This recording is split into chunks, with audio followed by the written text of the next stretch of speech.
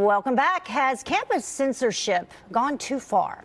Well, a brand new list outlines the worst colleges for free speech in 2018, and some of them may not be that surprising. Now, there's a list of 20 of the colleges, and joining me now is the media director at campusreform.org, Cabot Phillips, to talk a little bit more specifically about a couple of them. Thank you so much for joining us, first of all. Thanks for having me. Now, the list is no specific order. We pulled out a couple just to talk a little bit more about that. You know, they've been in the news, so people will be familiar. Let's begin with UC Berkeley. You can't have a list of free speech suppression without including UC Berkeley. We've covered all year at the Leadership Institute's Campus Reform. They've been the absolute worst, from allowing violent protests against conservative speakers to go on, from capitulating to the demands of these Antifa groups, and also it's now taken a lawsuit. The college Republicans at Berkeley have had to sue their school for their free speech rights. That's what it's taking. Finally, some accountability. Hopefully there can be some change there at UC Berkeley. So picking and choosing. Absolutely. Yeah.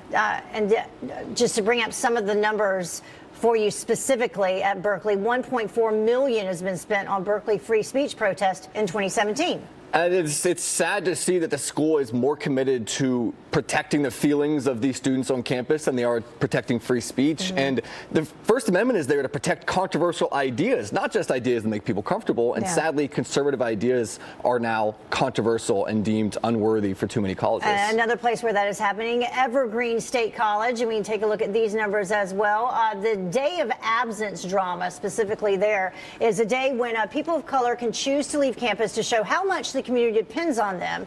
And last year, Evergreen's administration asked white people to leave campus, and then a professor who opposed the move was protested and then driven out by the students. The professor sent to the campus saying, hey, isn't it kind of racist to ask people to leave campus based on the color of their skin? Students immediately protested, rioted outside of his office. They actually held the school president hostage, literally held him hostage in his office until he fired the professor. And the school, rather than saying this is completely illogical, we're going to stand up for the free expression and logic here, they bowed down to these student protesters. There was violence on campus, students walking around campus with clubs, threatening other students who didn't go along with this idea. It's groupthink enforced with violence, and rather than the school being the adults here, they allowed it to go on. And here at Harvard University, we can take a look at what happened at Harvard University as well. We can bring that up, this blacklist policy, and explain to us what happened there. The school instituted a policy that punishes student groups on campus if they are not inclusive enough. So this means single gender.